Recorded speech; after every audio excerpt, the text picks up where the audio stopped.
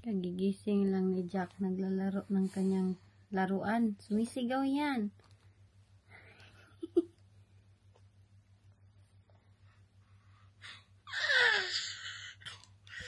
Ako'y grabe na jud na iyang pagdula, uy.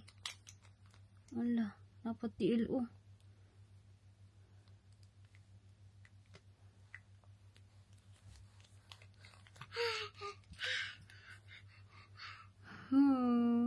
Magka-happy man ni si Jack, oy.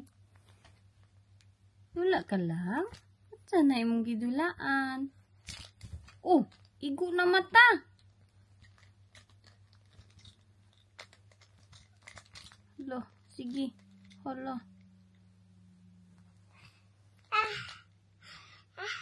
Gihangak na siya dula. Kapoy lang? Ang tiil, oh, tiil. Si Jack, o mga titas, o. Sige siya, iyak. Bakit man to palaging umiiyak yung bata namin? Mag-jacket lang kami kay malamig na naman dito. Whole day today, hindi pa pala whole day, kaya wala pa man nag-night. Pero, as in, hindi ako makagawa-gawa. Kay every time gising siya, umiiyak siya, hindi siya magpapalapag. Palagi siyang nagpapakarga. Palagi siyang, gusto niya, always ko siyang i-carry. Pag tulog siya, nakatulog ako ng kunti kanina nung tulog siya. Ngayon, gusto kong magsampay sa baba kay naglaba. Masuko, magalit, hindi siya magpaiwan sa akin. Maghilak, magwild na para talaga siyang naunsa. Naunsa naman si Jack. Nag-jacket me. Nag-jacket kami titas kay malamig. Ina, shout out to Tita May F. In Thailand, always watching the vlog. Ano? Thankful ka to everybody. Thank you everyone mga tita sa lahat na nagko-comment. Mag-wild na po ni siya. Na ipakain kay Jack soon. Kay magkain na mong baby.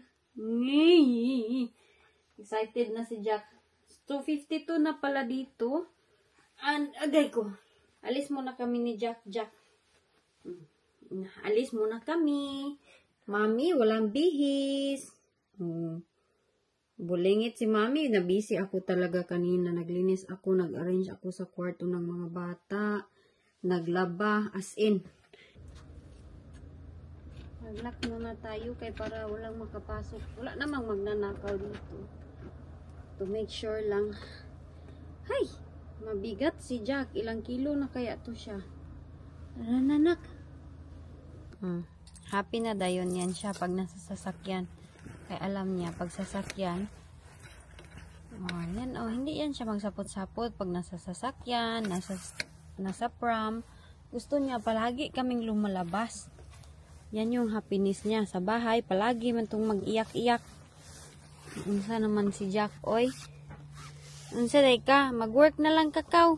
Hanap ka ng trabaho. Para palagi kang nasa outside. Sige man kaghilak dito, oy. Unsa day ni si Jack? Baka nangingipin ba to siya? Sabi ko, bahala, parang mayroong tao. Mayroon yun pala talaga. Andito pa rin tong invitation, oy. Hindi makapunta si Jenny doon kay wala naman magbantay kay Jack. Tapos hindi ko din pwede iwanan si Jack. Hindi ko din sila pwede dalhin tatlo. Maulaw. Mahiya ako. Si Jenny lang yung invited. Tapos 3 bata yung dala ko. Let's go. Ang daming resibo dito. Uy. Oh. Mga resibo sa kuan. Resibo sa Morrison. Maganda yung ating weather today. Hindi masyadong maulan. Walang ulan. Medyo malamig lang siya. Diba? Happy kaya na siya. Kaya nasa prom naman siya. Teka, lako muna itong sasakyan. Makulimlim naman tayo, oy. Jack boy! Jack boy!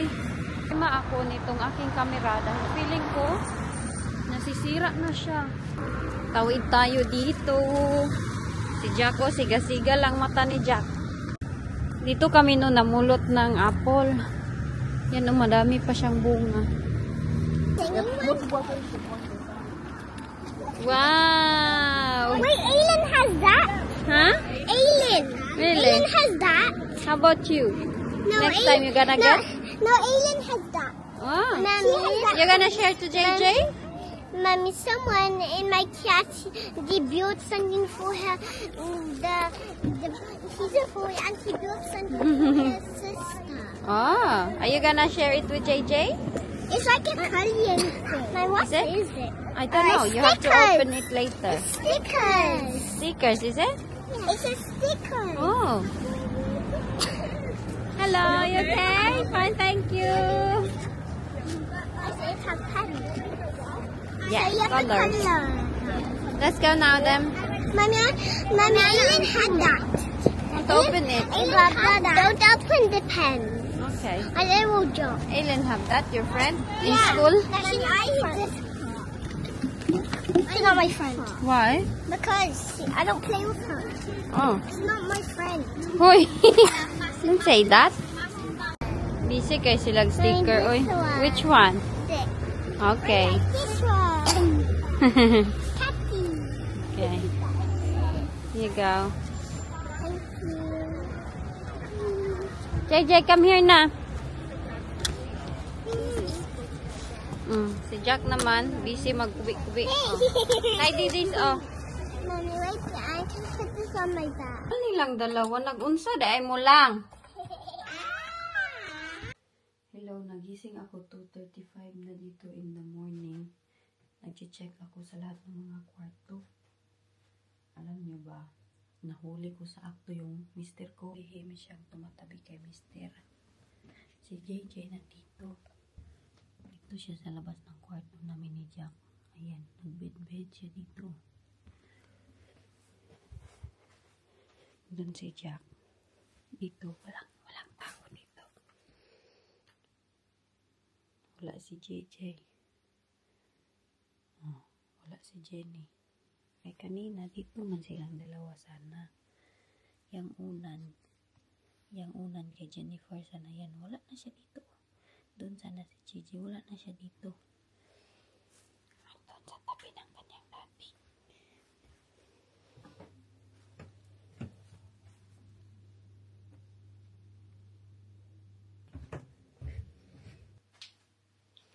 Iwan ko dyan kay Jenny kasi every night po yan siyang umiiyak. Tapos, pinupuntahan ko siya sa kanyang room pag umiiyak siya kay search ako ba ano daw yan? Ano daw yung sabi nila? Parang nag-a-adjust siya sa separation naming dalawa from 3 to 5 daw yan na age. Dahil meron na tayong new baby, hindi niya na-feel na parang siya ang baby. Kaya nahihirapan siya mag-adjust. Every night yan siya umiiyak. Every night niya sinasabi takot daw siya, hindi siya makatulog. Sometimes nakalapag ako doon bitaw sa baba ng aming baba ng aming bed ni Jack. Doon siya natutulog sometimes. Kagabi, nagkatabi yan sila ni JJ. Nawala na naman siya doon. Chinek ko doon, agoy. Ang doon pala sa kanyang daddy. Every time na umiiyak siya, is nandiyan naman yung daddy niya. Sometimes kasi hindi ko siya matutukan dahil si Jack, nasa tabi ako ni Jack at most of the time, tulog na tulog ako, pagod na pagod yung aking katawan. Good thing na nandiyan yung daddy na nagko-comfort sa kanya kay pag umiyak siya, baka hindi siya mag-stop. Sometimes in the middle of the night, mga 12 o'clock, 2 o'clock, sinasabihan ko siya, Jenny, please don't cry. Sinasabihan ko siya, kino-comfort ko siya. Alam ko na nahihirapan siya ba na parang ganun daw talaga yan kasi JJ dumaan din sa ganyan na stage. Pero si Jenny kasi mag 5 years old na baya siya kahit November 30. Ngayon lang talaga yan siya parang ganyan. Nung sila pa ni JJ, hindi man siya umiiyak kaya di ba nasa tabi ko siya. Ngayon, ayan, nahuli ko na naman sila sa akto na nagtabi silang dalawa sa kwarto. Buti na lang is pumapayag yung daddy niya na tumatabi siya pa. Kaya malikot yan na bata, hindi siya makarelax pag matulog. Grabe siya magsipa ba. Itong isa, sarap ng tulog dito. Iwan ko din itong isa kay nagpapalapag siya dito sa landing. Ayan. Diyan siya natutulog. Mas gusto niya daw matulog dyan. Iwan ko ba, parang gusto nilang close sila sa akin. Normal ba ito?